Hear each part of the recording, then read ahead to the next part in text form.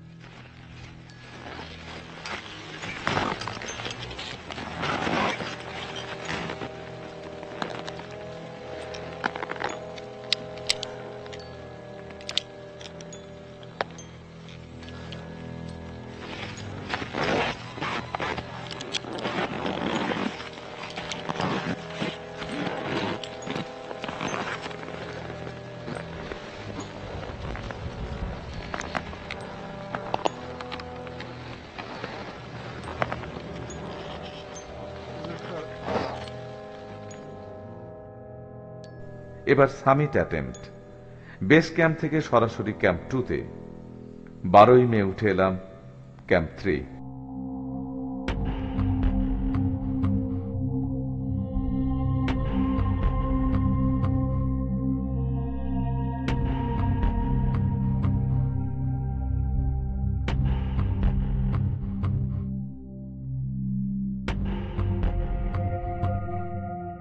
হাওয়ার তাণ্ডবে আমাদের নাস্তানাবুদ অবস্থা। প্রবল হাওয়া তাঁবু ছিন্ন ভিন্ন করেই ক্ষান্ত থাকেনি, উড়িয়ে নিয়ে গেছে বহু দূর। আবহাওয়া বিরূপ। ক্যাম্প 3 থেকে কিছুটা উপরে উঠেও আবহাওয়া খারাপ থাকার জন্য নেমে যেতে হলো বেস ক্যাম্পে।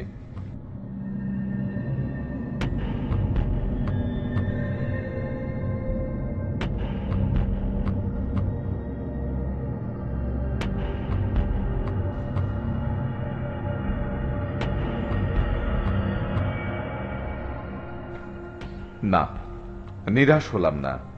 জানি ধৈর্য হারালে চলবে না। মনের জোরই আসল শক্তি।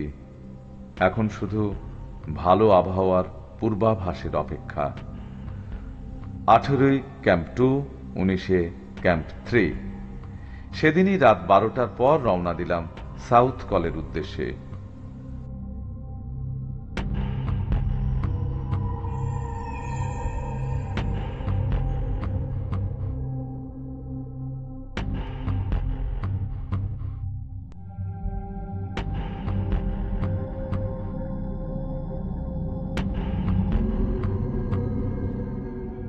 সামনে রাইজ ওয়াল দিয়ে উঠে যাওয়া।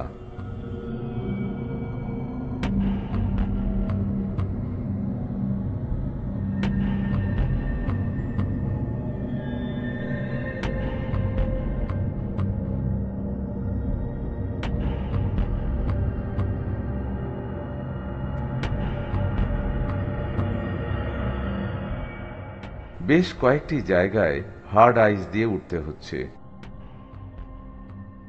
ফের রুটটা দেখে নি। নিচে দেখা যাচ্ছে ক্যাম্প 3, ক্যাম্প 2, ক্যাম্প 1।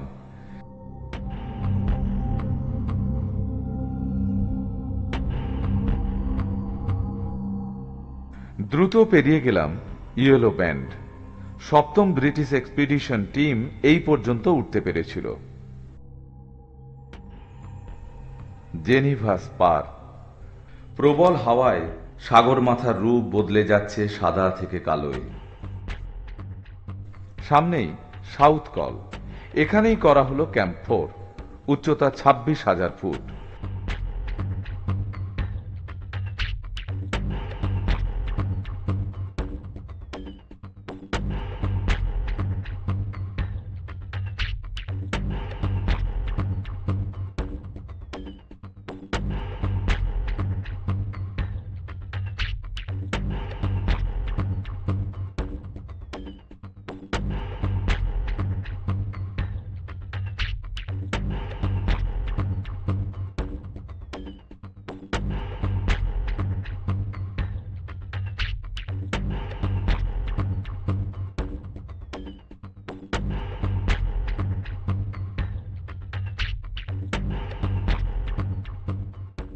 ক্যাম্প 3 থেকেই আমাদের সঙ্গে আছে অক্সিজেন সিলিন্ডার। রাত 9টা নাগাদ শুরু হলো আমাদের শিখর অভিযান।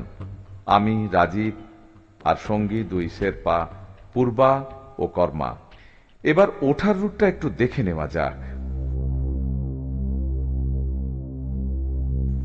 Balcony, south east ridge, Hillary step হয়ে সামিট।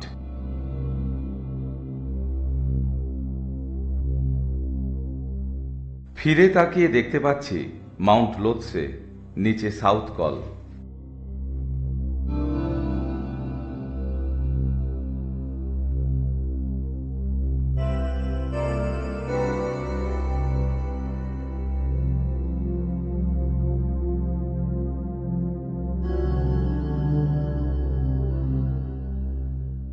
লম্বা steep ice slope, balcony, south east ridge পার করে সকাল 8টায় পৌঁছে গেলাম বিখ্যাত হিলারি স্টেপের নিচে।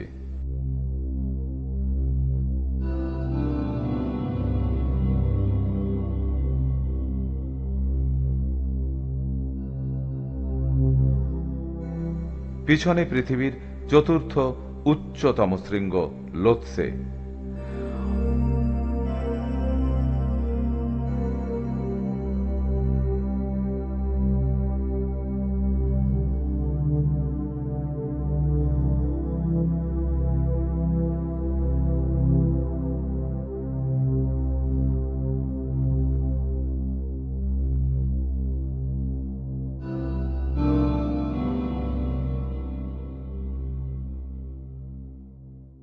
অবশেষে আমাদের স্বপ্ন সফল। আমরা পৃথিবীর শীর্ষ বিন্দুতে, সাগর মাথার মাথায়। মনের অবস্থা ভাষায় প্রকাশ করা যাবে না। জাতীয় পতাকা, 2 ক্লাব পদাতিক অঙ্গন ছাড়িয়ে পতাকা নিয়ে চলল আমাদের ফটো সেশন। আমার প্রয়াত বাবার ছবি সহ গুরুজনদের দেওয়া ছবিগুলো রাখলাম শিখরে। হ্যাঁ, ইস্ট বেঙ্গল ক্লাবের পতাকা নিয়েও ছবি তোলা হলো।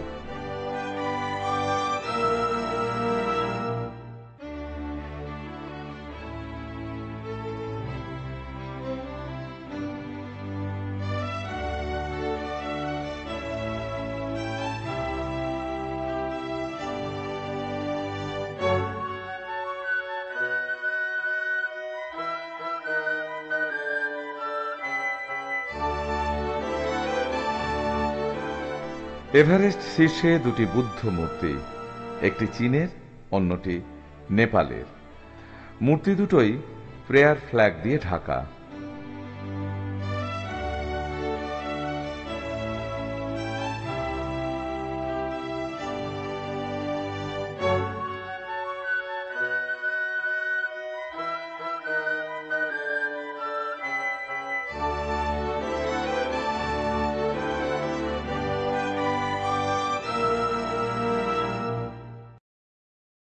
সাউথ সামিট থেকে দেখতে পাচ্ছি বিশ্বের নামি নামি সব শৃঙ্গ।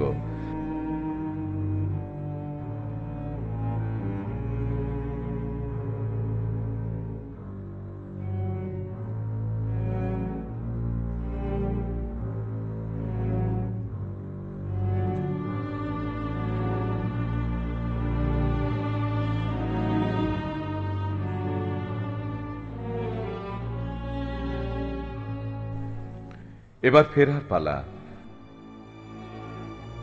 না না, অতিরঞ্জিত করার জন্য কোনো স্টক শট ব্যবহার করিনি।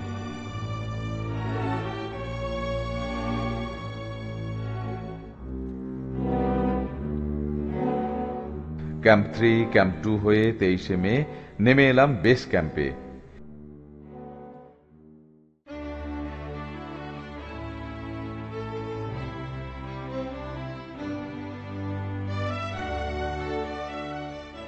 সেখানে তখন আমাদের জন্য অপেক্ষায় ছিল বুদ্ধি শেরপা, আমাদের কুক। নিজের হাতে কেক বানিয়ে খাওয়ালেন। Victory celebration.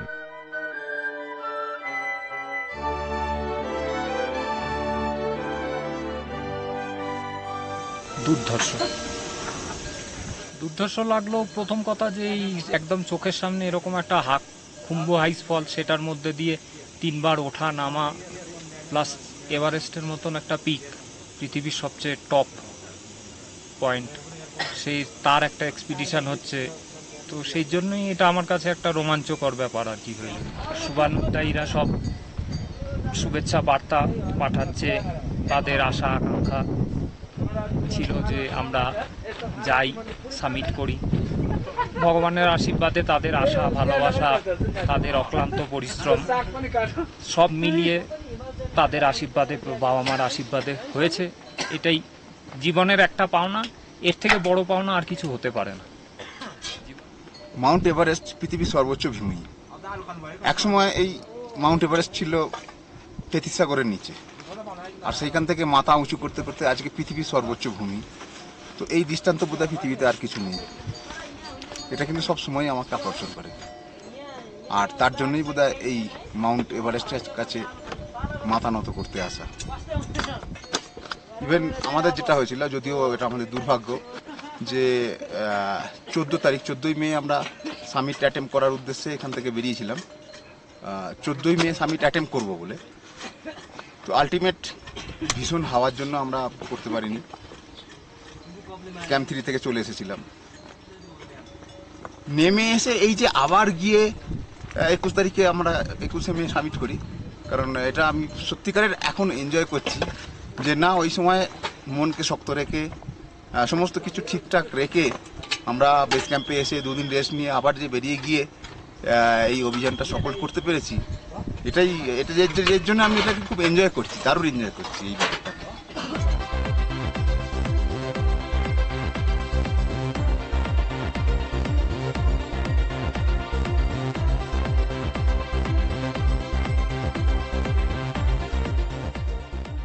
এবার ক্যাম্প গোটানোর পালা।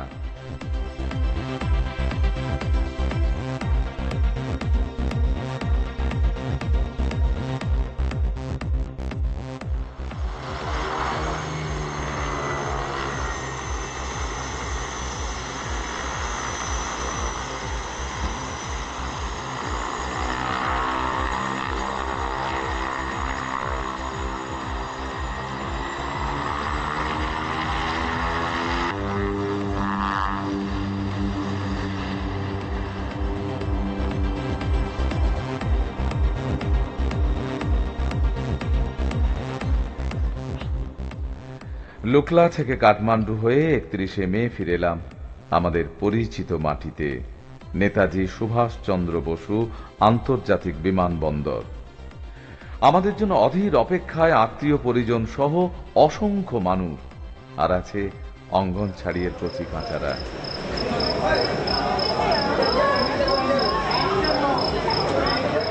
এভারেস্ট চূড়ায় উঠে যত আনন্দ পেয়েছিলাম, এয়ারপোর্ট থেকে বেরিয়ে আনন্দ তার থেকে কম কিছু হলো না।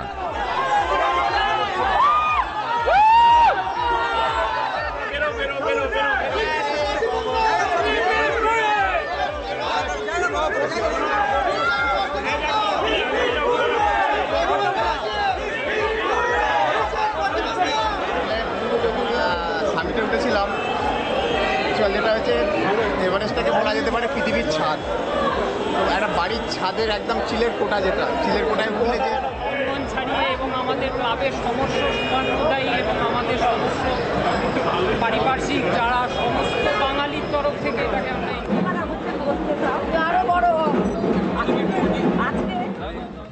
আবার আমরা যে যার মায়ের কাছে।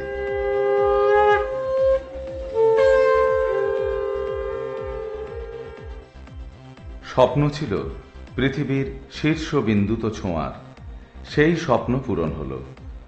পর্বতাভিযানের কি এখানেই সমাপ্তি? না, পর্বতাভিযান চলবে আরো নতুন উদ্যমে, নতুন শক্তিতে। নমস্কার।